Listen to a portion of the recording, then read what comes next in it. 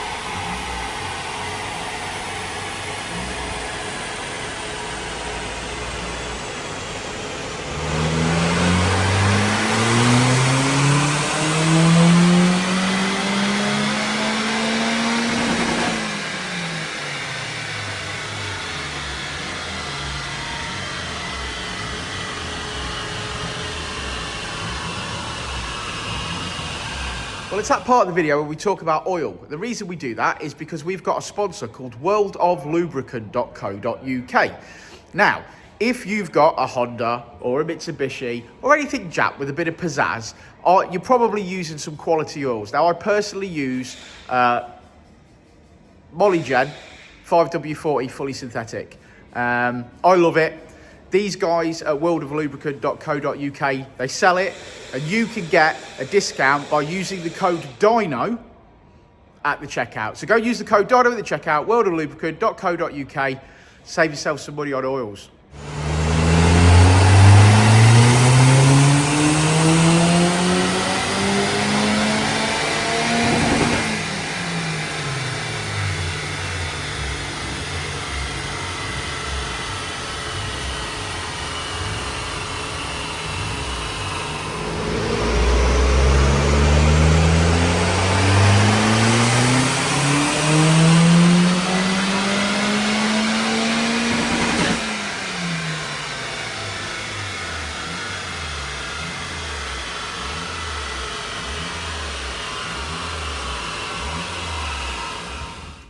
Well, the Smart ForFour Brabus, for those of you who don't know, underneath the plastic body of this car is in fact a Mitsubishi Colt CZT, which is a 4G15 turbocharged petrol engine.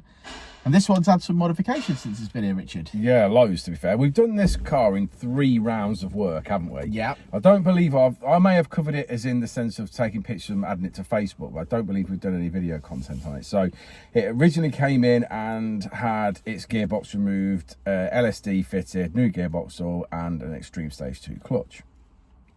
Went away, put some miles on that, bought it back. We then had it back, did a service on it, so we did oil and filter. I believe we didn't change the plugs because we were changing them for 8s when we came in and when we were doing this round of work.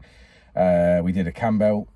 I think we did a water pump on it. Can't remember. No, just cam belt. So we did a cam belt on it and everything, so that had been done. Sort of reasons for that is this car's done 181,000 miles, or 181,565 miles. Barely ran in. Yeah, so obviously high up there on the mileage and not really got any service history with it. He said he picked it up cheap. So my absolute discussion was, well, last thing you want to do is put a load of power down it and then have the cam belt break, which obviously would be silly. So changed cam belt, sorted that out, and it left again. Normally, what I would do, like what we did Gary's Red Colt, and we did the Red Colt video, we'd pull the engine and do all this work in one go. Customer obviously wanted to bed the clutch in, didn't want to do it all in one go, wanted to split it up, so that all makes sense, so that's fine. And then this time round we've had it back, so we've done a Jap speed manifold, a ported exhaust housing, coupled with an Arashi hybrid turbo with a 2.5-inch downpipe / first decap, which brings us up over the subframe.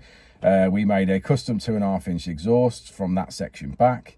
It's had a Dynodaze front mount intercooler hose kit. It's had a coolant hose kit.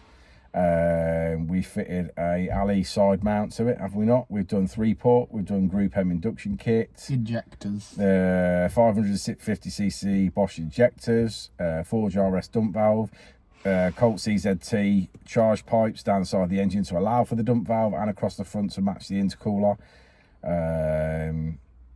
We needed on the, because he had got a different turbo on this anyway, but I don't know what it was. But the outlet was not the original outlet, so we needed an original CZT outlet to match up to the intercooler.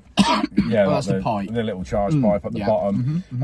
So yeah, a lot of work basically. A lot of stuff's gone on this car, but what a difference! I mean, I drove this car last time after I was like road tested it, done whatever, and it felt dead flat. But then I knew we were doing this anyway, so it was pointless investigating into what it was. But yeah, this will be a John Dipper now for sure. A John Dipper. A John Dipper. So I think he's gonna finish about 240 brake. And we finished at 240 brake and just shy of 235 foot-pounds, I believe. Now that keeps us in the what we consider to be the safe zone for. I'm being cautious with this car because this has effectively got 100,000 more miles on it than what Gary's had on it. Sure, so that makes sense. I've started with what we say we started with, but we started with Gary's file and we've sort of slightly detuned from there. Gary's made 250 and 230, so I went slightly easier on Gary's on the way in and then slightly more on that. With this, I've sort of gone the other way. I've like sort of took it easier on the coming in on the boost curve